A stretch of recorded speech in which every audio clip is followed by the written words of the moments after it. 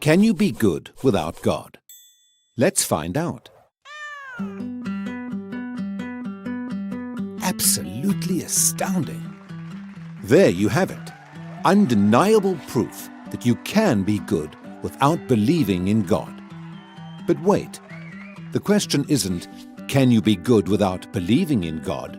The question is, can you be good without God? See, here's the problem. If there is no God, what basis remains for objective good or bad, right or wrong? If God does not exist, objective moral values do not exist. And here's why. Without some objective reference point, we have no way of saying that something is really up or down. God's nature provides an objective reference point for moral values. It's the standard against which all actions and decisions are measured. But if there's no God, there's no objective reference point. All we're left with is one person's viewpoint, which is no more valid than anyone else's viewpoint. This kind of morality is subjective, not objective. It's like a preference for strawberry ice cream. The preference is in the subject, not the object.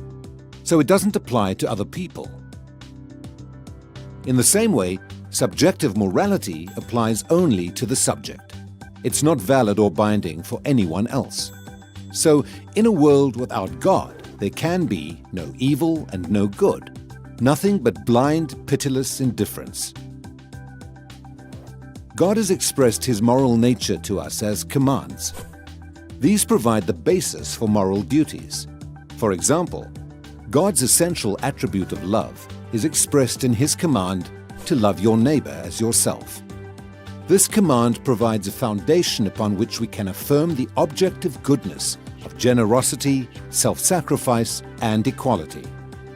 And we can condemn as objectively evil greed, abuse, and discrimination. This raises a problem. Is something good just because God wills it, or does God will something because it is good? The answer is neither one.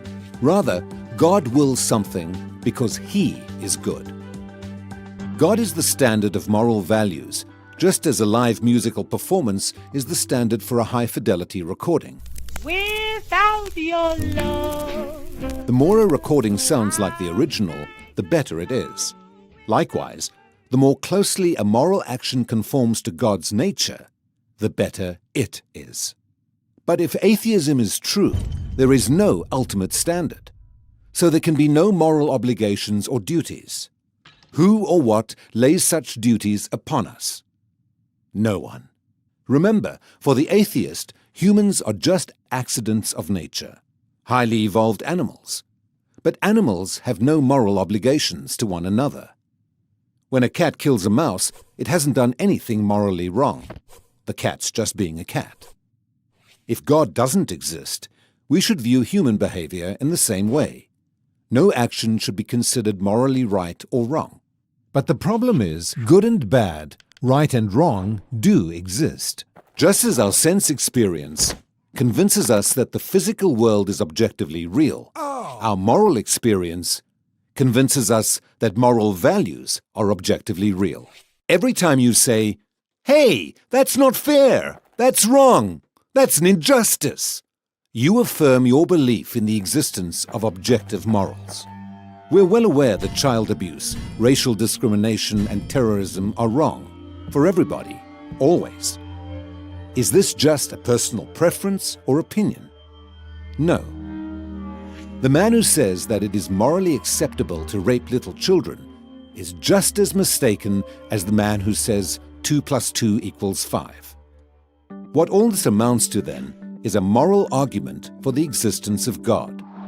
If God does not exist, objective moral values and duties do not exist. But objective moral values and duties do exist. Therefore, God exists. Atheism fails to provide a foundation for the moral reality every one of us experiences every day. In fact, the existence of objective morality points us directly to the existence of God.